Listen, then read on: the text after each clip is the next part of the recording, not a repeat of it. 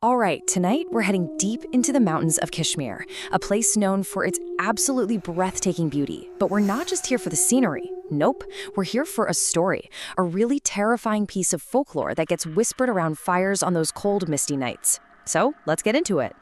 You know, this is what a grandfather supposedly told his grandchildren when they asked for a tale. And it kind of hits, right? Because some stories, some warnings, you're not going to find them scrolling on your phone. They're passed down generation to generation, and they carry a kind of weight that a screen just can't replicate.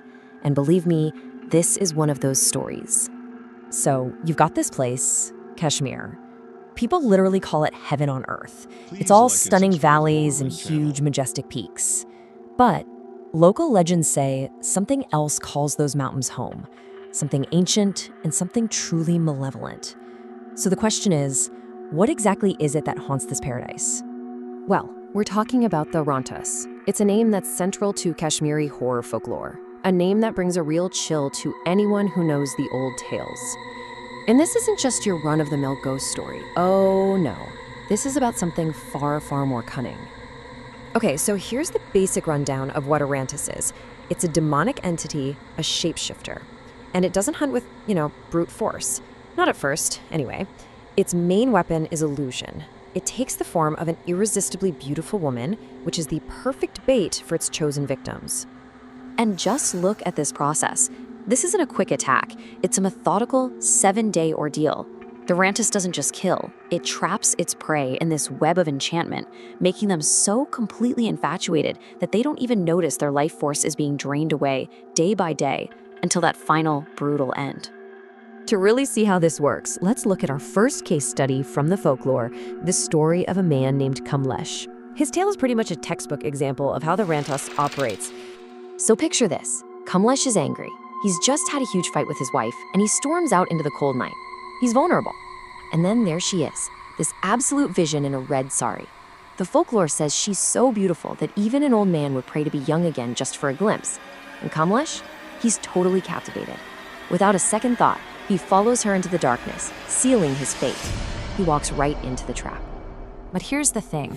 The RANTAS isn't always that straightforward. Let's dig into our main story now, the tale of Ran Vijay. Because this one reveals a level of cunning that is just genuinely terrifying. So here's the setup. Ran Vijay is in Kashmir, visiting his friend Mohit and his wife, Shruti. One evening, he heads out and ends up meeting this really captivating woman at a bus stop.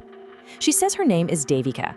She's intriguing, mysterious, and he immediately wants to know more. It's the perfect start. Then, over the next few days, a really creepy pattern starts to form. He keeps meeting Devika, they talk, he gets completely lost in their conversation, and then suddenly, he finds himself back at the bus stop hours later with huge gaps in his memory. He starts feeling weaker and weaker for no reason. And then, his friends find 2 small marks on his neck, almost like teeth marks. The signs are all there. The 7-day curse is on.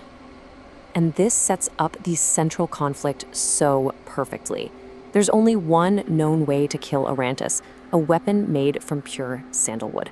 But here's the massive problem. The victim is under a spell. They are so enchanted, they have no idea they're even in danger. It becomes this race against time, a battle not just against a monster, but against the victim's own mind.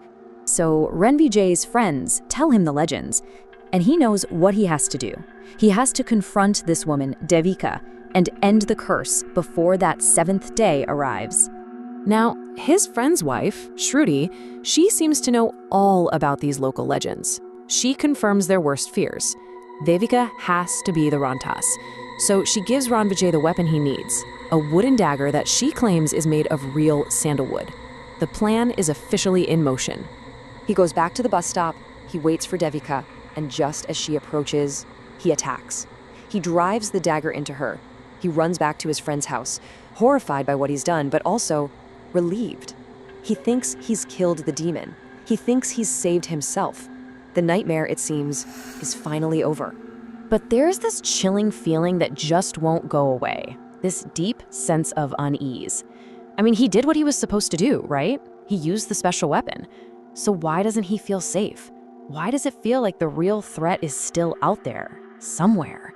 And then, back at the house, Shruti is trying to comfort him. She offers a piece of advice, a little tidbit about the RANTAS lore, but she uses a very, very specific phrase. A phrase that stops Ranvijay absolutely cold. And here's the bombshell. During one of their meetings, the woman he thought was Devika had told him, "I love talking to you." It was a private moment between them. He had never repeated those words to anyone, not to his friends, and definitely not to Shruti. So how in the world could she possibly know that? In that one horrifying moment, the entire deception just crumbles. Ranvijay realizes the truth. The real monster was never the girl at the bus stop. I mean, just think about how brilliant this twisted plan was. That sandalwood dagger Shruti gave him, a total fake. The real Devika, just some innocent girl, she did come to the bus stop every night, but later. The Rantas would take her form, meet Ranvijay first, and lure him away before the real girl even got there. That quote was its one and only slip-up, and sure enough, when they search the house, they find the real Shruti, alive and well, locked in the storeroom. This is the true genius of this creature. It wasn't hunting him from a distance. It was living with him, eating dinner with him, earning his trust, and pulling all the strings from inside the house. It framed an innocent girl and sent him to kill her, all while watching from the supposed safety of home. So what does this whole story really teach us about the Rantas?